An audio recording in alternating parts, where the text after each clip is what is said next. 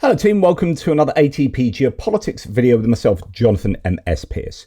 This is a UK political update where I'm going to be talking to you about the resignation of the Deputy Prime Minister and Deputy Leader of the Labour Party that has taken place over the last few days and the controversy that has surrounded it. I am coming at this as someone who actually likes Angela Rayner as a human being and as a politician. So I will have my biases. So my intuitive position is going to be trying to defend her, of course. Not because I'm particularly Labour. I just to let you know, I've voted Labour before, and Lib Dems and Green. I'm a kind of anyone but Tory. In my seat, in the first post-electoral system we have, there's no point me going to vote. No other party other than Conservative or perhaps Reform will win in my seat. It just won't happen. So at least not in the foreseeable future. And it is a case that, sadly, for someone who's fairly politically active, there is no point me voting due to our system. It is just a wasted vote. However, and we can make arguments for and against that kind of position, but from a very kind of brutal point of view, that's what I would say. So I normally go onto a tactical voting site and say, well, who's most likely to win in my constituency? Okay, it's this party, I'll vote for them this time. In fact, such is the way that I can't even remember who I voted for in the last general election, and I'm super politically active, because actually for me it is a tactical vote rather than voting for who I want to vote and having some kind of representation. That's why I campaigned personally, like on the streets, dropping leaflets at people's houses for the alternative vote system back in whenever it was, 2010 or whenever, when there was a coalition between the Lib Dems and the Conservatives, because our voting system is inherently unrepresentative.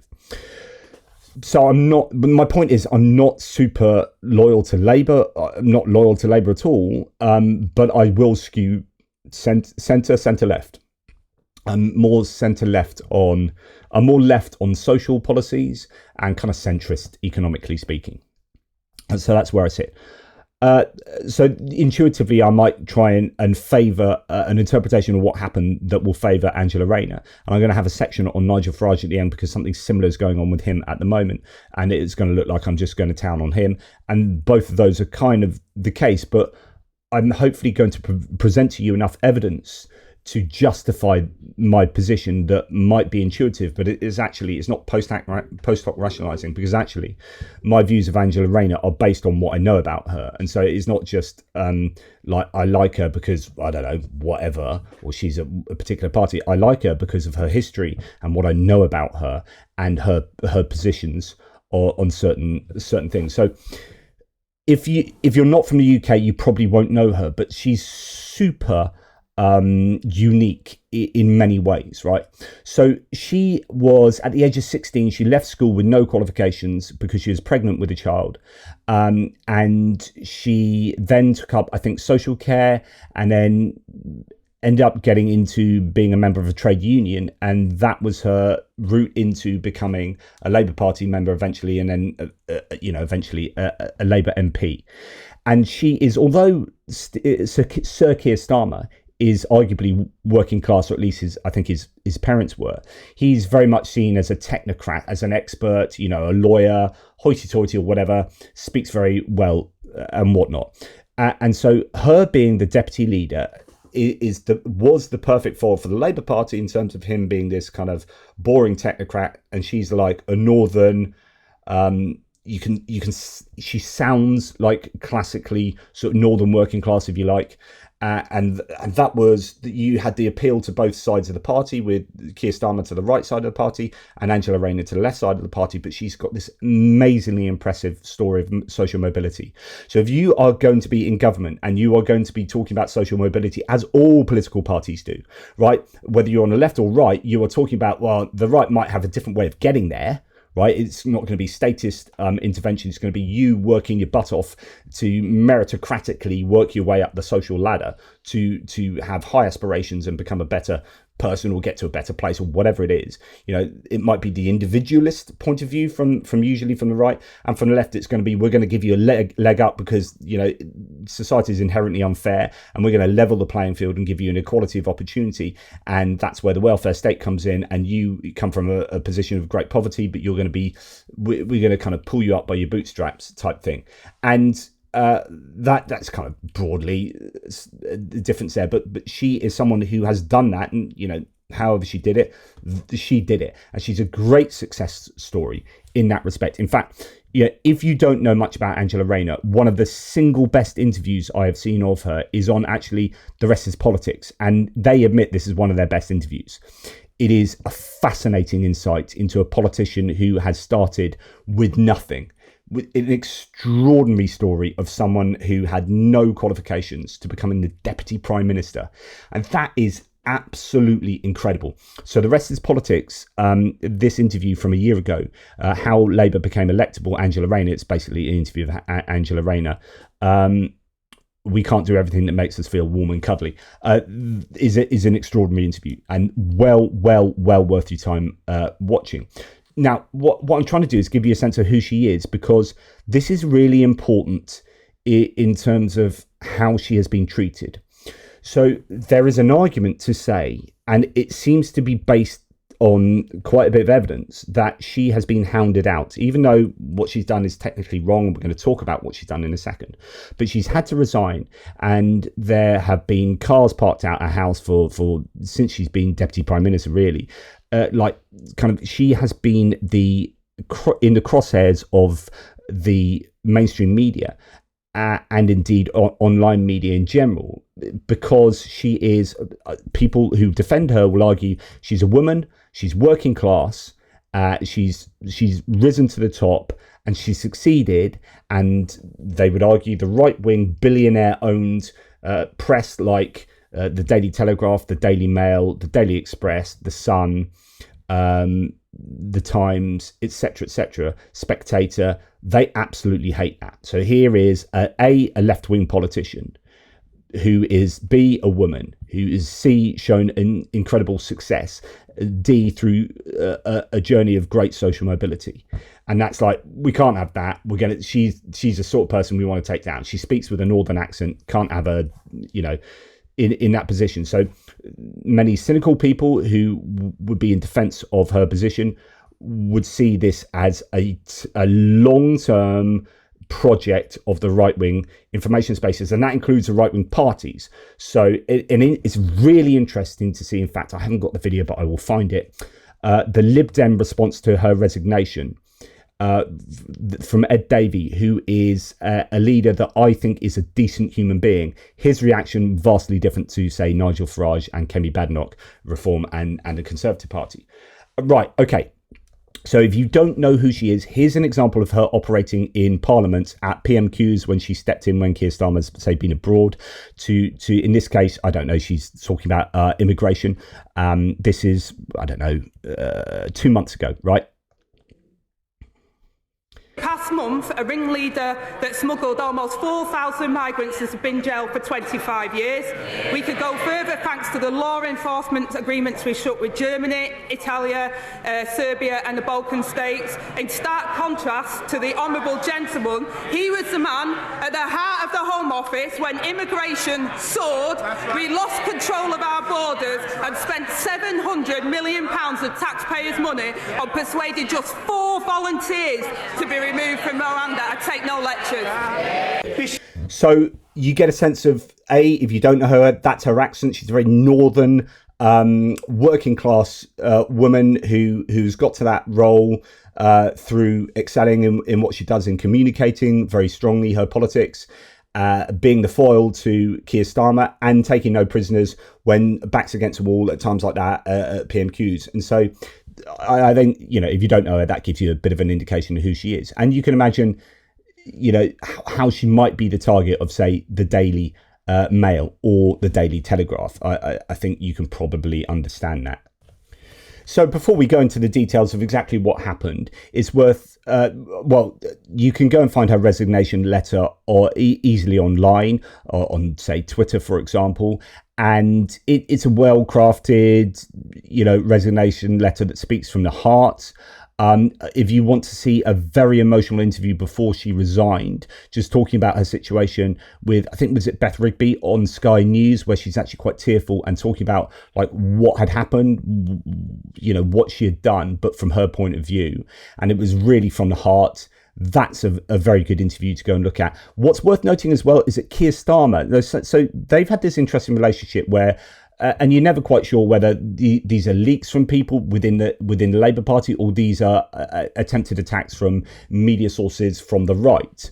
But there were claims that Keir Starmer, didn't get on with her, and they had this rocky period, and because they're both very different people with actually quite different ideologies within the Labour circles. But then they seem to have got through that, if that really was the case. And he wrote, which is very rare, but he wrote a handwritten letter, like saying how sorry she was that she was resigning. He accepted the resignation, but it's not the end of you type thing. You're going to obviously be a major player in the Labour Party going forward. Anyway, the point being that you don't obviously handwritten letters, and I think that was an interesting choice from Keir Starmer. And showed, I think, an aspect of humanity from him and an element of care as well. Now, talking about resignations again, before we even explain what has happened, resignations used to be the end of politicians in the old days. Or if you're going to resign from such an important position, then you would be cast out into the wilderness. But these days, resignations, and you can look at the last 14 years of the Conservative government, and I'm not trying to have a go at them here, like literally this is what happened, and actually, whatever. But when people did end up resigning on the rare occasions that they did, or were booted out or were sacked from different positions, they end up being recycled through, and you see them, right, you've resigned as this minister, or you've been sacked as this minister, and because of this scandal, and then 6 months later, they'll turn up as another minister. Now, so the idea is that arguably you're going to see Angela Rayner turn up again somewhere a little down the line. I think, am I correct in saying she remains as a deputy leader of the Labour Party because, Kemi Badenoch was calling, so she's the leader of the Conservative Party, was calling on her to be sacked as the deputy of the Labour Party. And Keir Starmer cannot do that because it's down to the democratic process, actually, of the Labour Party. So he has no right to sack her as the deputy leader of the Labour Party. And I presume that means she's still deputy leader of the Labour Party. But anyway, there you go, some technicalities. Right, I'm going to now give you, and here's a synopsis coming from someone called Peter Daniels, and then we go to the Channel 4 fact check of what happened. I think this is a fairly good overview of what happened with her. So, this is actually coming from Robin Lustig. It is worth examining the detail of how she fell foul of our arcane rules on stamp duty. So stamp duty is a tax you have to pay to the government when you buy a house. And it changes depending on whether it's your first house or second house or third house. And whether it's your primary residence, so on. So when she divorced, her ex-husband and she decided that their children should continue to live in the family home while their parents alternated living there to care for them. This is really important. Now, one of her children is 17 and heavily disabled, as far as I understand, and that's part of the reason why there's this trust. It's to do with her son's disability.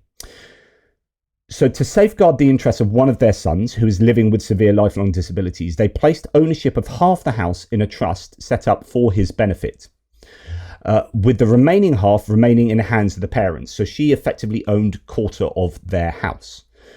Ms. Rayner then decided to sell her 25% of the trust and use the proceeds to put down a deposit on a flat in Hove, so an apartment in the south coast in Hove, close to where her new partner lives. She believed, not unreasonably, I would suggest, that she was no longer a part owner of the family home. The flat in Hove could be designated as her sole property. So she put the house in a trust, owned quarter of the house, and then half of the house was trust, and the quarter of the house was her ex-husband's. She sold a quarter of the house to the trust, so the trust now owns 3/4, and she used what she could generate from the proceeds of that, selling it to the trust, if you like, to buy her flat down here, and then say what she's going to go on to say is, that's my primary residence, because you've got a trust situation here. Now, this gets really quite technical. And in fact, there was a Telegraph, and Telegraph's no fan of Angela Rayner.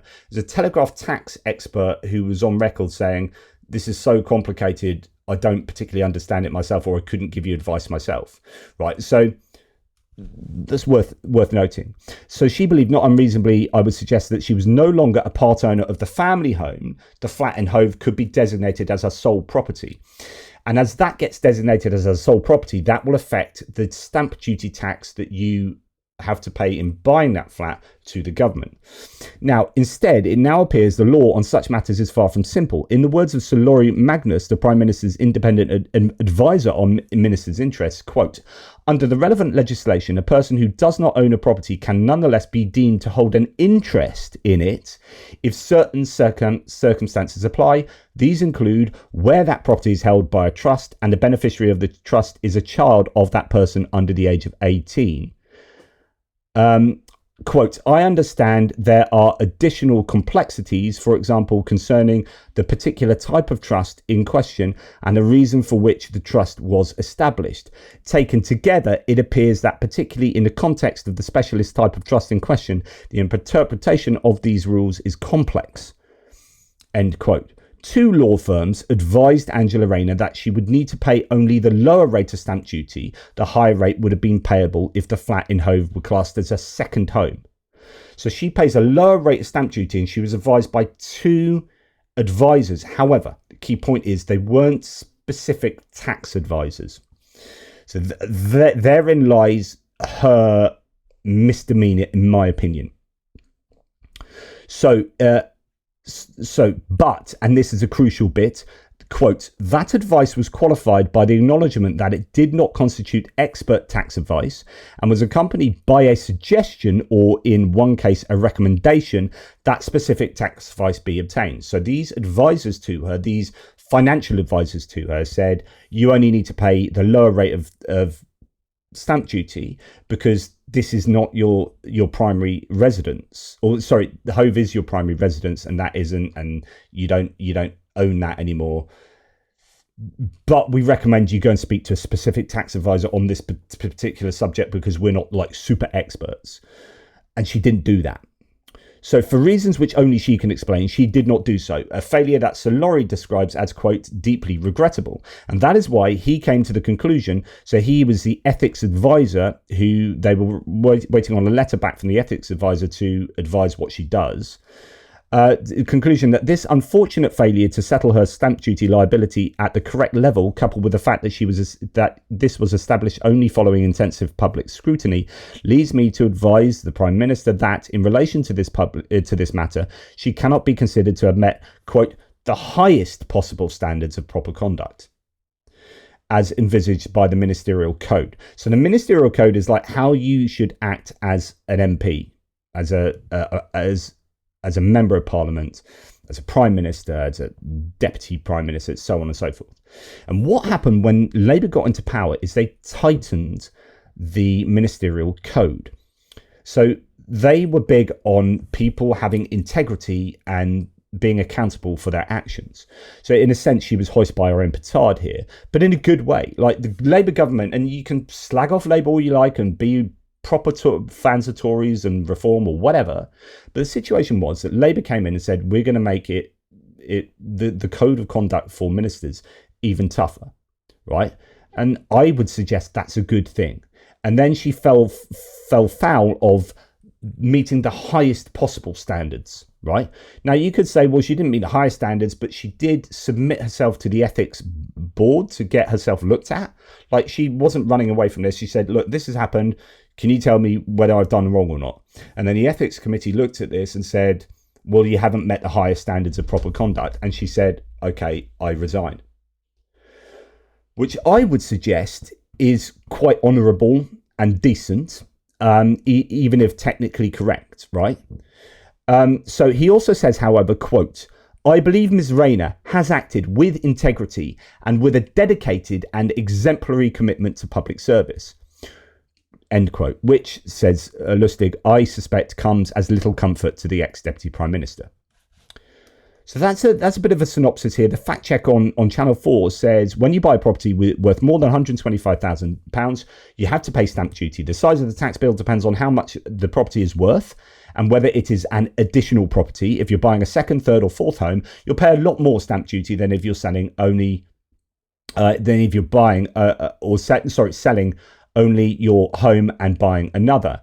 So it's this point that this tripped up the Deputy Prime Minister. So she bought an East Sussex apartment in Hove, near Brighton, earlier this year for £800,000 and paid £30,000 in stamp duty. That's how much you pay if it was your sole property.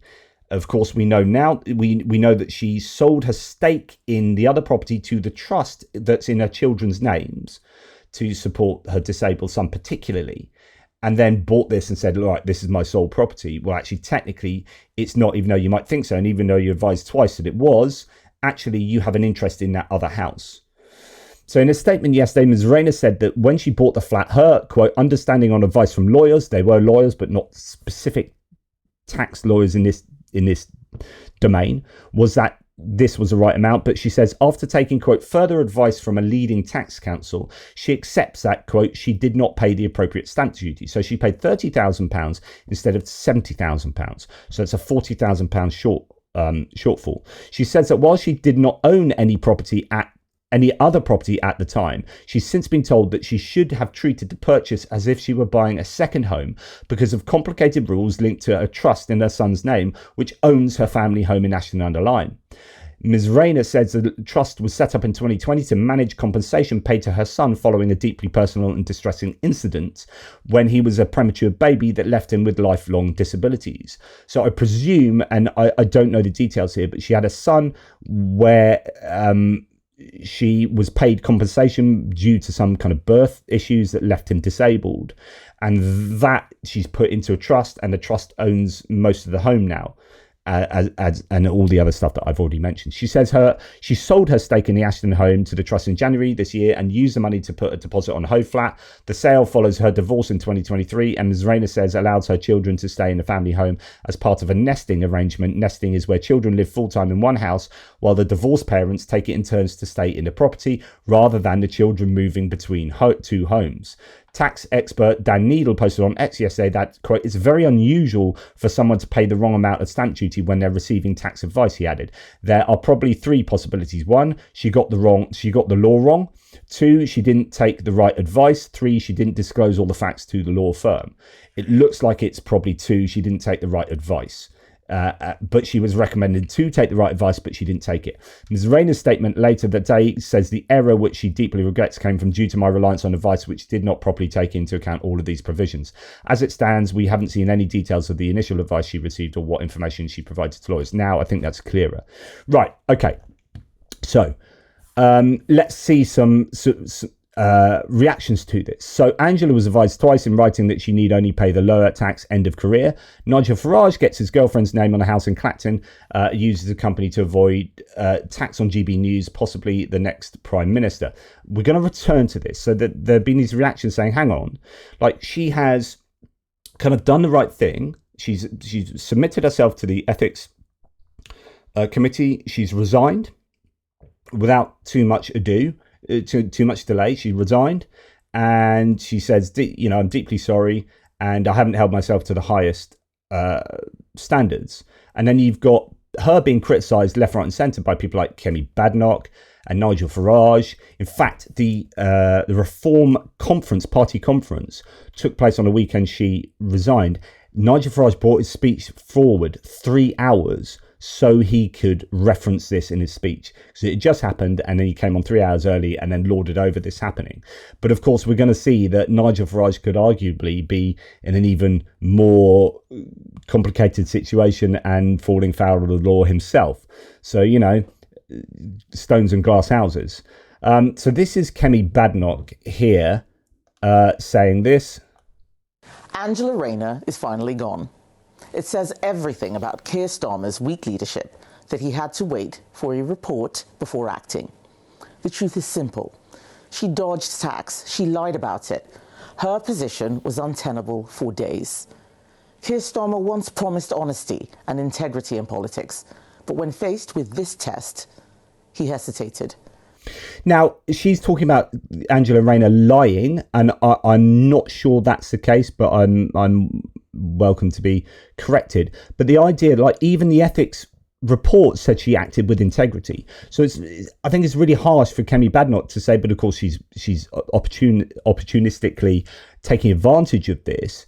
She's talking about a lack of integrity, when I would say, well, compared to your own party, Kemi, like, actually is way more integrity is being put on show here when we talk about Boris Johnson's activities and the amount of lying your former leader exhibited, and the not submitting to any ethics, in fact falling foul consistently of ethics, expenditure on flats, apartments in London that he did up with donors' money, and then all sorts of dodginess to do with Boris Johnson, not least all his activities surrounding COVID lockdowns. So I think this is really rich coming from Kemi Badenoch. In fact, I'd say it's downright, at least from a Conservative Party's point of view, downright hypocritical. No principles, no backbone. We Conservatives forced this investigation and were vindicated. But this isn't the end.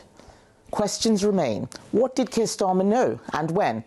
Did he mislead the public? He has now lost a Deputy Prime Minister after losing a Transport Secretary, an Anti-Corruption Minister and a Homelessness Minister to scandal. His government is in crisis. And all of this is a distraction from the profound economic crisis the country is facing because of his decisions. While Labour hike taxes on ordinary families, their own ministers dodge paying tax themselves. One rule for them, another for everyone else. The country deserves better. Only the Conservatives under my leadership will deliver that. That's not entirely clear. I mean, she's embattled herself, and many are thinking she's not going to last very long, but that's by the by.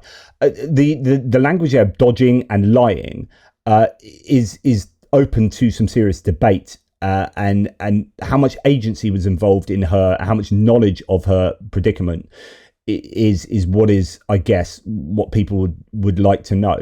But from the facts and from what we understand, and for what the ethics investigation has stated, she did act with integrity. So that would go against what Kemi Badenoch said.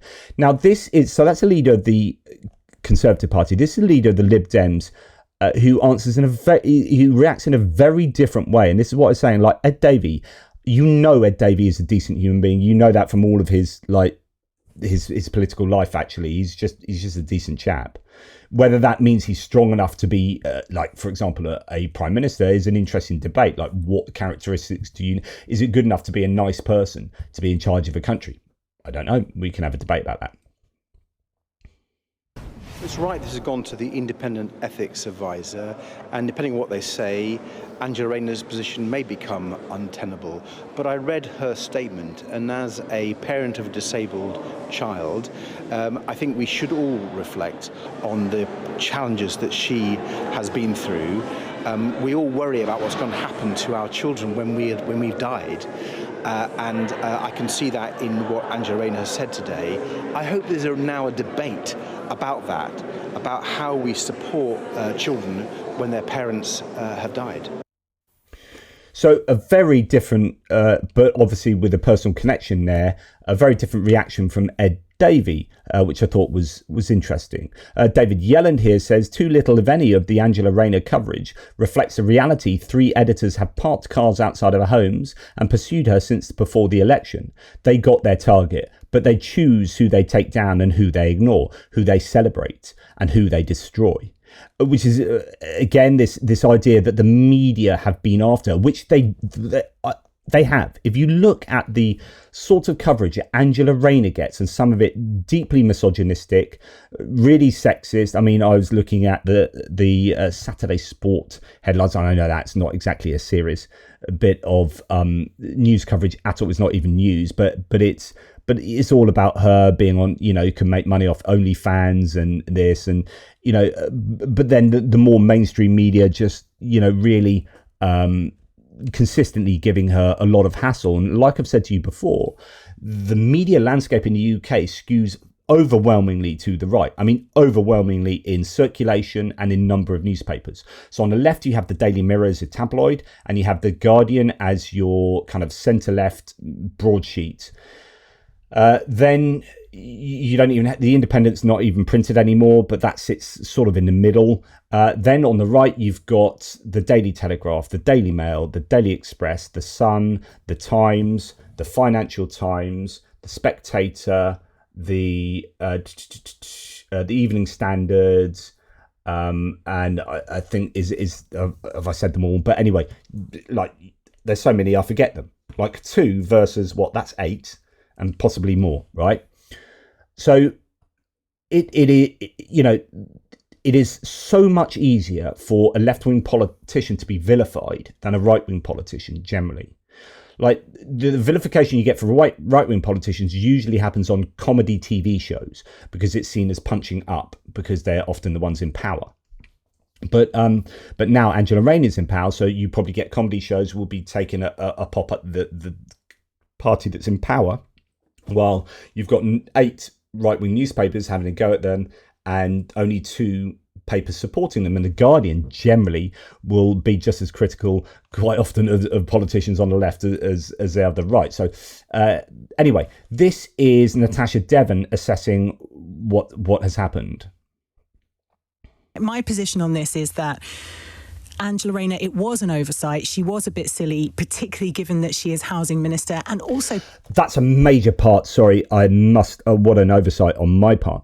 So why this is particularly controversial is that she's also, as well as being deputy prime minister, she is a housing minister, and therefore it's seen as even more hypocritical because she's in charge of housing. Now, this is one of the fallout to this is going to be that Labour had promised to build 1.5 million houses, and she's been actually pretty strong on that, and I think she's been a fairly kind of proactive, very active housing minister, and that could cause a bit of a problem there, but it adds to this sense of hypocrisy that you say you're going to come in and you're holding yourself, there's going to be much more integrity, you're going to have tougher regulations and holding yourself to account, and here you are, tax dodging would be that attack, and then the defense would be, well, actually it wasn't tax dodging, it was a genuine mistake, I took some advice, it was turned up being the wrong advice, I made a mistake by not going to an actual tax person because I thought, well, I got 2,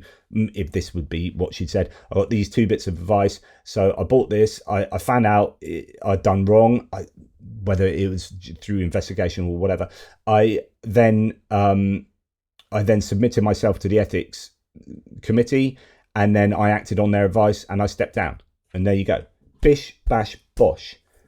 Surely that shows integrity. So you can say there isn't integrity. The right would say there is no integrity here, and this is a scandal, tax dodger. And then the left would go, there is integrity here. She did wrong and she resigned. But she was housing minister, and that's a really important component of this. Angela Rayner, it was an oversight. She was a bit silly, particularly given that she is housing minister, and also particularly given that before the election, her role was very much that of calling out the corruption on the other side. She knew she would be held to a really high standard, and it was a bit of a silly oversight. However, the right-wing newspapers were out for her blood from day one. She represents everything that they hate. She is a genuinely working class. She's not cosplaying as a working class person. She's a genuinely working class person who genuinely wanted it to improve rights for workers and to get more housing out there. And she's a powerful woman, and she's tall as well. I don't know why that matters, but it does. She's everything that they hate, and they were out for her. And the narrative was very much like, hate Angela Rayner from them. So I imagine from the right-wing press's point of view, what they will want you to believe is that she's just as corrupt as the rest of them. She's just like all the other politicians, and this proves it. And I can see a lot of people believing that. On the other hand, you could argue, and I would have a lot of sympathy for this argument, that the fact that she resigned so swiftly, and if she hadn't have done, probably would have been dispensed with by Keir Starmer. We can't know that for sure, but that's probably what would have happened, shows that this government is being held to a much higher standard than their predecessors, which does make them genuinely different.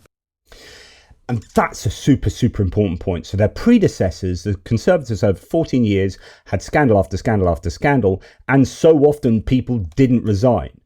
Because we've got to a point where scandal has become so normalized, and you look to the US where you can elect a felon accused, found liable for sexual abuse, and on 34 counts of like dodgy money in New York and whatever, and you can elect him as president. And so there's been this normalization of infractions in political life that I think means that people feel they don't have to resign. And this was one of the criticisms of the Conservative Party. And so that's why it's so rich to listen to Kemi Badenoch sound off like that. It was like, whoa, you need to take a magnifying glass to your own party's activities over the last 15 years, because that is outrageous. And I have a lot of sympathy for what Natasha Devon says here. And then we're going to go to Andrew Marr here on the Sheila Fogarty show on LBC. He's saying here, this government Farage is as bad, if not worse, than the one that went before. A housing secretary who doesn't pay £40,000 of her stamp duty. He's really putting the boot in because he knows... That's Nigel Farage. That the audience he is speaking to, not just in that room, but the audience he is speaking to is in...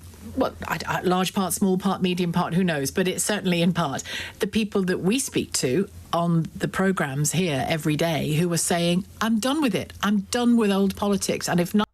And this is your right-wing populism, or populism at large, really. It doesn't have to be right-wing. This is the populism speaking, which is to say that, hey, they're all the same. We need to burn this all down. Look, you get the Conservatives have 14 years of scandals, get Labour in, and they are just the same as the Conservatives embroiled in scandal. Whereas the defenders would say, no, actually, they admitted they did something wrong and resigned immediately. And actually, that shows something different. That's what Natasha Devon says. And here is what Andrew Marr says to that. Large part, small part, medium part, who knows? But it's certainly in part the people that we speak to on the programmes here every day who are saying, I'm done with it. I'm done with old politics. And if Nigel Farage is the way to go, I'm prepared to listen. And that's a problem for Keir Starmer, isn't it? It's a problem for the government. I would just push back a little bit on the notion that they're all the same. Under previous governments in the Conservative years, people broke the ministerial code and stayed on, clung on, including the former Prime Minister Boris Johnson. In this case, they tightened up the ministerial code, they toughened it. Angela Rayner reported herself immediately, and as soon as the verdict came back, there was no question that she was going to go. This is how the system is supposed to work. I don't think they are all the same. I think if anybody reasonable looks at the detailed complexities around stamp duty and Angela Rayner's trust for the child and the rest of it, I defy anyone to say that this was an easy decision to take for her, and that she could have done this without taking very, very detailed legal advice. She's paid the price for not doing it, but I don't think, frankly, they're all the same. That is such an important point. And we're going to have one more opinion here before we go to some other bits and pieces. So this is Lord George Faulks, who's slamming the BBC. So the BBC have come under a lot of criticism recently for platforming reform. In their attempt to try and get the reform voters back on the BBC side, they have basically acted as a bit of a megaphone for reform, and lots of people have taken offence by that. And here is Lord George Faulks talking to this. But you really need to be looked at fulfilling your charter and giving equal coverage and equal challenge and equal questioning to people like Nigel Farage, as you're doing to people in the Labour. Well, you're on the show at the moment, so let me question you about the future of the party at the time. You all seem very happy that you've hounded out a very able minister, hounded out, led by the right-wing press, but sadly, supported by the BBC. Well, And I not think my it's very judgment. It's the important. judgment of Sir Laurie Magnus. The facts Magnus were established, he said, after this intensive public scrutiny, which leads me to conclude she was in breach of the ministerial code. Without that scrutiny, Mr. Fox, she wouldn't have come clean. And you were part of that intensive public scrutiny. But he also said that she acted with integrity. And can I remind you that Priti Patel, Liz Truss, Michael Gove, Robert Jenrick and Boris Johnson all broke the ministerial code. How many of those resigned as a result? And when they did, she said, it is one rule for the rest of them and one rule for us. But how many of those resigned? None of them. What about? And that's the point. This does look a bit like the two Cochrane fallacy or the kind of whataboutism. But the fact is she resigned. She's not saying what's not happened is she hasn't clung on and said, I'm not resigning because look at them, they didn't resign. So she can hold her head up high and say, look, I resigned, but here's a list of the Conservatives who did some pretty egregious stuff, and I'll argue far worse stuff actually than Angela Rayner, far worse, certainly in Boris Johnson's case. They did far worse stuff than us, and how many of them resigned? Oh, look, none of them. None of them resigned. And then you have Kemi Badenoch come on and sound off about integrity. Just honestly, yeah, hypocrisy. Nigel Farage, he's got a house. Has Labour not hounded out politicians for discretions before? Nigel Farage has a number of houses. He was very clever because when he wanted another one, he bought it in the name of his partner. We're going to look into this. That was to avoid taxes, I understand it. But you haven't pursued that. He was also vilified recently in the Congress of the United States. Mr. Fox, I know you would prefer us not to talk about Angela Rayner, and I'm very happy to engage with you on Nigel. I'm happy to engage with Nigel Farage, but I want to talk about Angela Rayner and Labour. That's why you're here. You're only talking about things that Labour people do wrong. And this was all. And actually, it sounds like this is whinging from him, but he's absolutely right. So actually, the BBC, and I'm a big fan of the BBC, have not called out Nigel Farage in a critical manner in the same sort of way. He gets away with an awful lot, and he gets platformed on the BBC an awful lot. And Folks actually has a point here. All ferreted out by the Daily Telegraph deliberately to undermine her in position. But if it hadn't been, why don't you do the same? Why don't you do the same with other people? Nigel Farage is in the polls. He's leader of a party, and he needs the same kind of scrutiny. You're not giving him the same kind of scrutiny. When I'm sitting in the chair, he gets the same kind of scrutiny. Let me ask you about the BBC really need to be looked at. I'm afraid Lisa Nandy isn't doing it. But you really need to look at yourselves in the BBC. You really need to consider whether or not you are treating parties fairly. You are giving prominence again and again to Farage. You cover his press conferences. We get the same messaging on the hard right as well. You cover him all the time, all this positive. Well, we get the same. And Farage is just a snake oil salesman and gets huge coverage because of his very clever way of putting things forward. He is a very good person at explaining something, at promoting something, at selling something. But when you challenge, you don't challenge him. You're beginning to, at last, challenge him on his program. Yes. Now they've had to change it. Yes. Tice has said, no. We played. So there is now such a resounding criticism of the BBC that you may see more pushback on Farage. But this is something Alistair Campbell said for a long time, so on and so forth. Anyway, just to give you an example of what was going on in and this is from the Daily Mirror, so of course from a left-wing point of view. But Jeremy Hunt, who was at one stage the Health Secretary and then became, what did he become? Was he the Home Secretary? But at the time, the Health Secretary, he faced a parliamentary sleaze probe into his alleged failure to register an interest in the company he used to purchase flats in Ocean Village. He avoids £100,000 of stamp duty by exploiting a Tory tax loophole and buying flats in bulk. So he bought 7 apartments and saved almost £100,000 in tax. But that wasn't, I don't think, breaking the rules, but that was tax, was it avoidance rather than evasion, isn't it? But that was using loopholes, but that was seen as pretty dodgy and within the same kind of area as Angela Rayner. But I do want to concentrate a little bit on, because my opinion on Angela Rayner is that she did resign, and that was technically the right thing to do. I think she'll come back, and I think she needs to come back. I think she should come back, and she'll be a benefit to the Labour Party. And I think she was handed out by the right-wing media. Like some of the things she picked up on for the size of her breasts and for like stuff that's just like, really, like, come on. But of course that's the tabloid right-wing media, and that's what they do, and all sorts of stuff like that. She has been hounded for a long time, so I absolutely agree that she was hounded out. And I don't think the people that are criticising them are held to the same account as she and the Labour Party have been. And let's now go and look a little bit at Nigel Farage. So the first thing, in Laura Kunzberg interview of him, he's not going to release his tax returns, which is, why would you not do that? Why would you not do that? And this the same for Donald Trump. Of course, Nigel Farage is Donald Trump 2.0, and we'll talk about that in another video where I've got all this stuff on reform, where they are just starting to do, they're starting to be anti-vax, and like they've got RFK Jr. Health advisors speaking at their conferences and stuff like that. It's just nuts. They really are becoming MAGA. This is Nigel Farage. To publish your tax returns as you proceed on your journey that Hope will be getting to number 10? All my company returns, of course, are filed every year at Companies House and there for all to see. What about your own personal tax return? I haven't published my own personal tax returns. I personally think that's an intrusion too far. I don't believe it's necessary. So that's not something you would do on your journey to what you hope would take you to number 10? At the moment, I'm not inclined at the moment to do that. Let's then talk about... I'm not inclined to release my tax returns.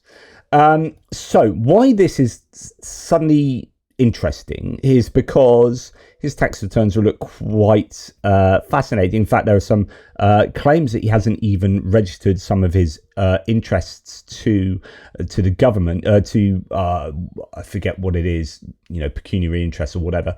You have to register as an MP, but I know that he hasn't yet registered a fishing vessel he owns and a crew and other bits and pieces, and then he's doing lots of dodgy stuff to do with funneling his money in a certain way. So he's recently been in trouble. Nigel Farage uses a private company to pay less tax on his GB News earnings. And by the way, as a member of parliament, he earns well over £1 million a year from non-MP stuff. In fact, he gets 1.2 million from GB News. He gets 280,000. I don't know over how long, but he's getting paid by direct bullion, gold bullion.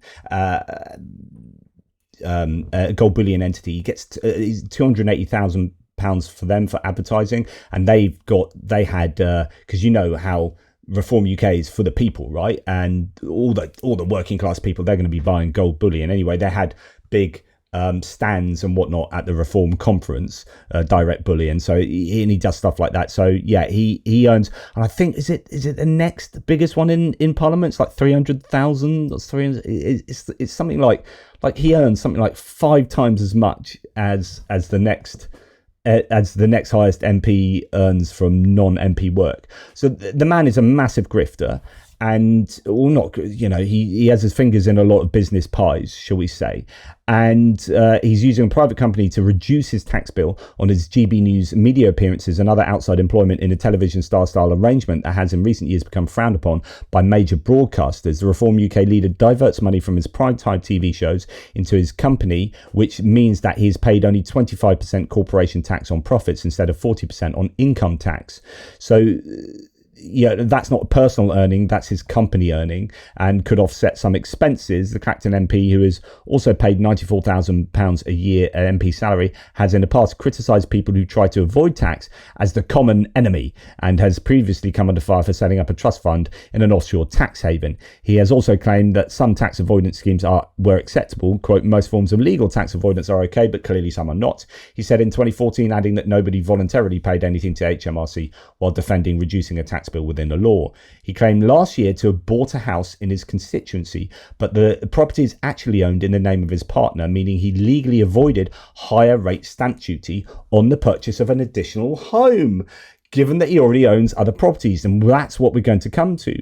So the exclusive is that hypocrite Nigel Farage didn't pay 44,000 stamp duty and then blasted Angela Rayner in the conference, brought his speech for 3 hours forward, blasted her, But it turns out that he's now being investigated because he claimed that he had bought a house in Clacton. So, everyone's like, what are you doing running as an MP in Clacton? You've never really been there. And he still doesn't go there. He doesn't give any surgeries, and he sods off to America at the slightest hint. So he's like, no, I bought a house.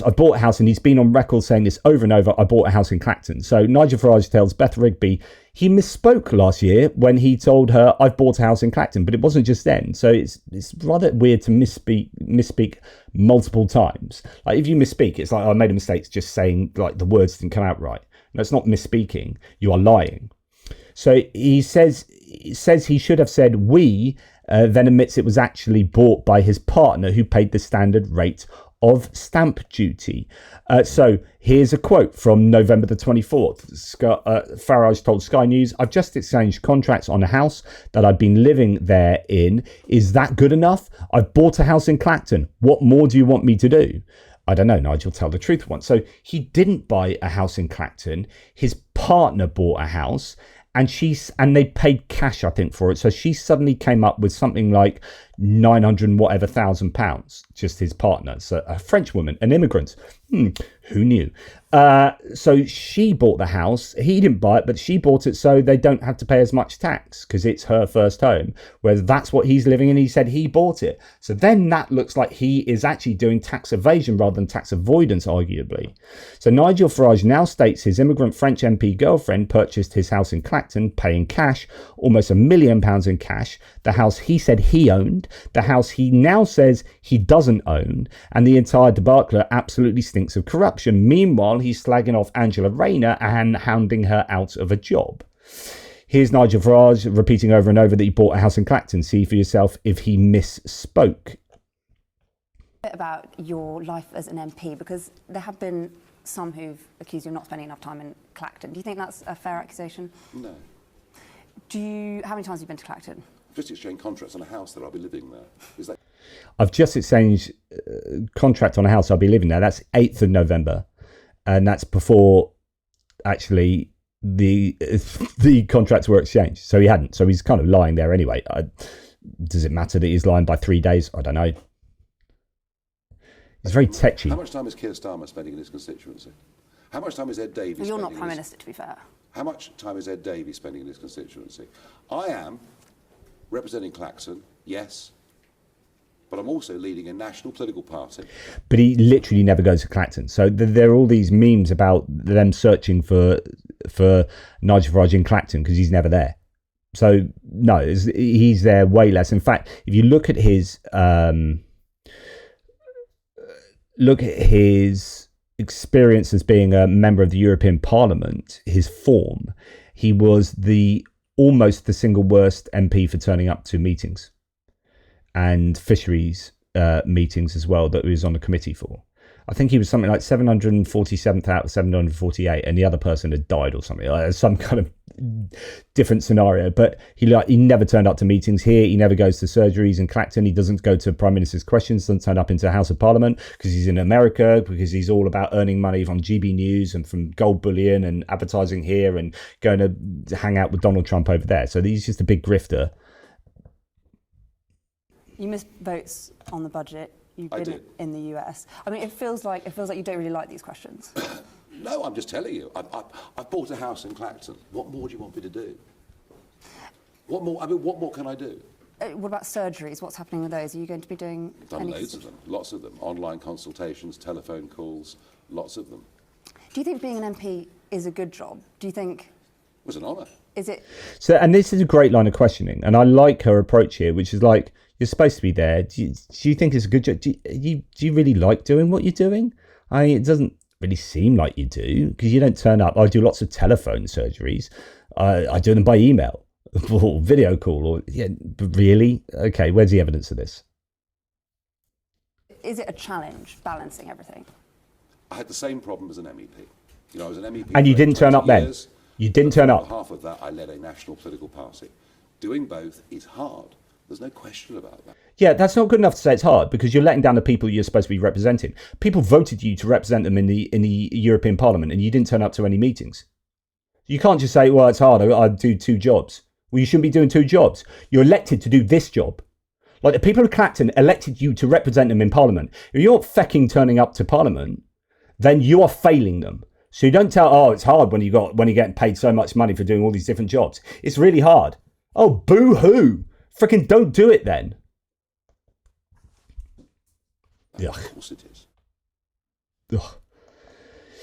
So Farage said the main reason my name doesn't appear on the house deeds is for security reasons. Now he's denying that involvement in the purchase whatsoever, because he knows that if he did pay for it and put his partner's name, he's evaded paying higher rate stamp duty. So that money came from him. So I think there should be an investigation into him. So I know I'm switching this from Angela Rayner, but I've said my opinion on Angela Rayner, and that's done. Like, now I just want to focus on this as well, because, like, what's good for the goose is good for the gander, and it seems like Farage is not up for this, or Nigel Farage is being a huge hypocrite. Sorry. So the Clacton house, owned by Nigel Farage's girlfriend, is now under scrutiny. They will be keen to paint her as just the girlfriend, but they will omit her history in politics and as a politician, and a history of helping Nigel move cash about. She was originally a professional acquaintance living at his bachelor pad, that's a quote, who he denied he was having an affair with. Well, we know how that turned out. So this is who he had an affair with, and he then had a relation with a vulnerable aide. Farage and Paul Nuttall, who's now the deputy chair of Reform, used to be the deputy leader of UKIP, were then sanctioned in order to pay £200,000 of EU funds due to misusing them. So this is kind of get an idea of, like, Angela Rayner versus Nigel Farage. And if you're someone who's supportive of Reform and criticising Angela Rayner, just honestly take a look in the mirror. So Nick Ferrari was on the Institute of Direct Democracy in Europe, and a Eurosceptic think tank. Is that Ferrari? Is that supposed to be Farage? The IDDE and the Alliance for Direct Democracy in Europe, ADDE, the political party it is affiliated to, were accused of misspending taxpayers' money, but an audit by the European Parliament found ADDE and IDDE used more than £400,000 of EU grant funding for the benefit of UKIP in breach of its rules. And she was at the centre of it. Ferrari, so that must be, is that his girlfriend? She had her money frozen by OLAF, the European Anti-Fraud Office, for the channeling money into UKIP. So here she is. Since then, she's not had a notable job, LF Consultancy, or they haven't had a notable job, which I presume she owns. And the new name, so she changed her name to Baxter Lowy, and hasn't done much. But she was at the centre of a scandal involving £400,000 that had to then be repaid to the European Union, which makes buying an £850,000 house in Clacton that she has no connection to very surprising. So it's odd that she's gone and bought this house in Clacton with money that appears to have come out of nowhere. He gets paid an absolute ton of money every year, and appears to, I would suggest, have given it to her to buy, and then she buys that, saving him the stamp duty tax on that house. But it's actually his house to use for his constituency surgery when he's doing surgeries in the constituency, even though he never turns up to do those. But I've got a house, I've bought a house in Clacton. So it goes back to this idea that, look, Angela Rayner followed the guidance, that the strict guidance that was set out and made stricter by her own political party, but you know, followed the ministerial code, or at least broke the code, but then followed the advice that, you know, essentially you haven't adhered to the highest standards of the ministerial code, and then resigned. And Nigel Farage then goes in public and criticises her at a conference, and then he appears to have done, I think, arguably far worse, and has an absolutely terrible history of stuff like this, and money, and a lack of integrity, and a lack of actually doing what he's supposed to do in terms of representing his electorate, both in Europe and in Clacton, and then just grifts his way to the US and back on a consistent basis. So absolutely incredible. And I'm just going to leave you with two things. So first of all, this. So when he went to the United States, to Washington, to House Judiciary Committee, and to speak at a Conservative conference, and to open a new show for GB News, he wasn't turning up to Parliament for the first day of Parliament after the summer break. And this was his answer as to, the criticism of not turning up to Parliament. But you're not in Parliament as PMQs, you're Reform's leader. Why? So what? What can I do there? But you're not. Imagine being someone who's elected this person and thinking, I've elected you. I went out of my way to elect you to represent me in Parliament. You're supposed to be representing me in Parliament as PMQs, you're Reform's leader. Why? So what? What can I do there? So what? What can I do there? And then this is the last thing I'll leave you with. Why are you not at PMQs? You said it's not a priority. Don't you run the risk that you're going to get labelled far away Farage? Do you know what? There's almost no point me going to PMQs. There's almost no point. I have to sit there, take abuse every week, and I have no means of answering. I mean, it's most ridiculous. There can't ever have been a situation ever before when you have a backbench member of Parliament who is constantly referred to by put-up questions from Labour MPs, answers from the Prime Minister, and I have, what do I get? Once every few months, I can get up for 30 seconds, and when I do, I'm shouted down. So, actually, Parliament, frankly, at the moment, doesn't serve me very well. Why are you not? Which is an interesting point. But I'd say that's because you have become one of the main politicians. So you should take that as a badge of honour, really, and that shows that you are a threat, and that is why they're doing that. But Parliament doesn't serve me very well. If I elected him, I'd be pretty angry with those kind of opinions. But anyway, so Angela Rayner did wrong. Technically did wrong. I think she's got integrity. She stepped down. And she did it swiftly, and I think did the right thing. I think she's been hounded out by the right-wing press and by right-wing politicians and online spaces, and she has had a pretty tough existence. She is one tough cookie, right? But Labour have lost a working-class social mobility advocate for the time being, and I hope she comes back stronger. Meanwhile, Kemi Badenoch, Nigel Farage, shouting about how much this is a scandal, and yet the Conservative Party has had 14 years of doing worse than that, and no one resigning, or very few. Owen Paterson resigned after finding out that he was grifting and taking lobbying money. That seemed to go over the threshold, but so many others didn't resign, as you heard. And then Nigel Farage doing the same thing, attacking Rayner at a conference, and then he's literally doing this similar sort of stuff himself, arguably even worse. It's just like, and you just got to feel sorry. In my opinion, you got to feel sorry for someone like Angela Rayner. Although, technically did do wrong. But anyway, that's my appraisal. Now, let me know if you think I'm being really biased, but don't just say you are being biased. This is, you're using this source or you're doing this. Like, what am I saying that is wrong, and why is it wrong? Like, so if you disagree with me, you've got to bring some receipts, right?